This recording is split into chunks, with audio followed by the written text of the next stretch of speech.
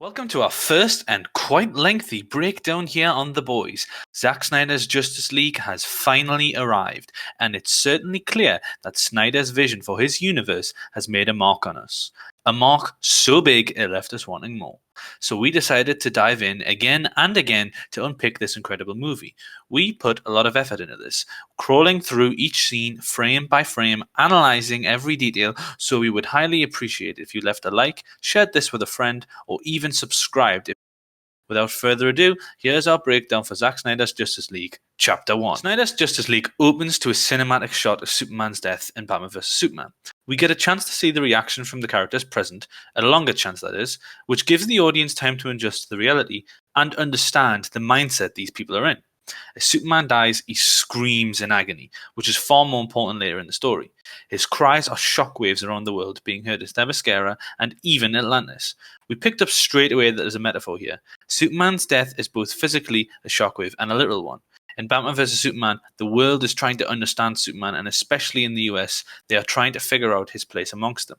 However, with his death, the savior many had come to resent was gone, and the symbol he stood for was shattered. We think that the cracked House of El crest on his chest further represents this, and was a clever way to open up the movie. Hope is gone, along with the man who brought it to us.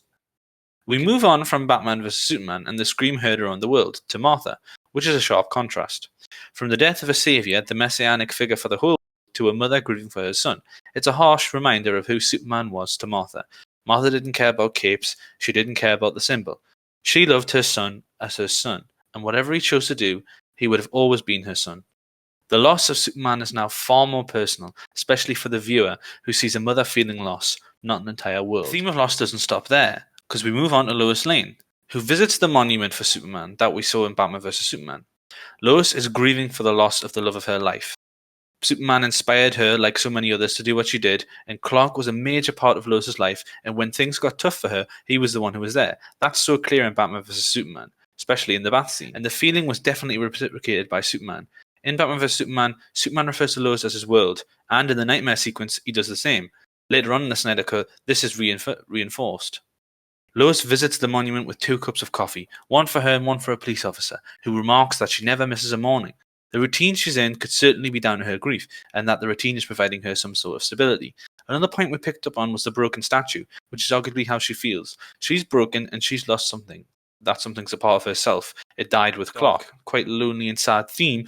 We're in Iceland. Batman is on his way to recruit Aquaman, and immediately we can see that there's certain determination in Bruce's character. The harsh landscape is harsh. It's really, really, really difficult. You know, the wind is around, there's snow everywhere, it's icy, he's traveling by horse. This is really a difficult way to go, and Batman is doing it because he's going to all lengths to find this person, to bring the team together to fulfill this promise. It's later emphasized by the village leader, who states that it's impossible to travel over the mountain pass. Obviously, it's not impossible for Batman, but given how impossible it is to other people, it really does show you how much Batman is trying to get there. He wants to find Aquaman because he needs to bring the team together. It's also obvious that Bruce is being rejected by these people, and that doesn't deter him. Even after Aquaman throws him against a wall, Bruce isn't giving up.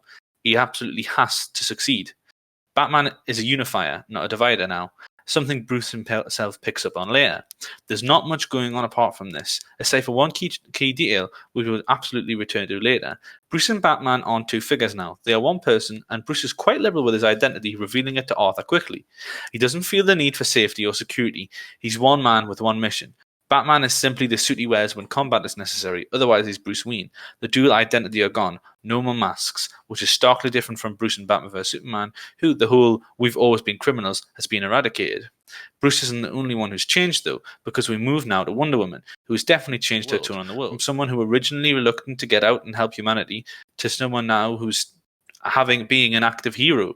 She was stepping back, and now she's changed. She's fighting terrorists who think we are meant to represent the worst of humanity now. They want to take us back to the Dark Ages, a return to order, to a world maybe with a symbol who never comes, an immortal ideal which never needs to be proven. Fear is what holds it together, a return to a society of institutions, one without freedom, one without hope, as there needn't be hope when there is fear. These terrorists are the worst of humanity. They have lost Superman and as the rest of the world, and for them, they feel that through fear, they need to take the world back to a time when its savior exists in churches and a book. Not in a man who the whole world could see. Wonder Woman knows what she's fighting in this world, and her entry to the scene. She's stepping up to meet Superman's symbol, although it's clear she's struggling without the S on her chest.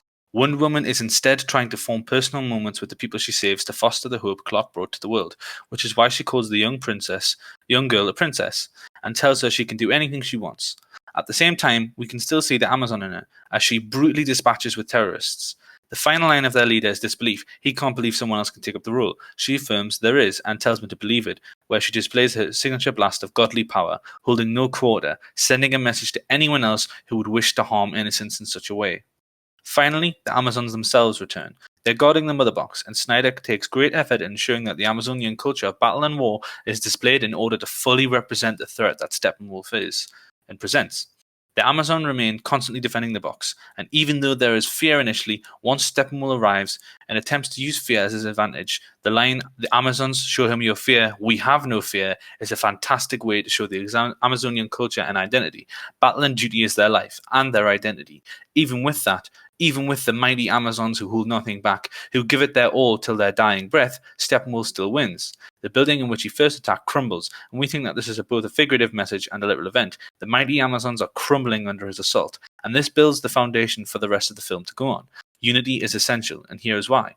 The Amazonians alone could not hold him back, and now Hippolyta knows it's up to Diana to pick up the Amazonian part of the fight, along with the other heroes. Thank you for watching our analysis of Chapter 1 of the Snyder Cut. Make sure to like this video if you enjoyed it, and subscribe with notifications on so you don't miss the rest of our analysis on the other chapters.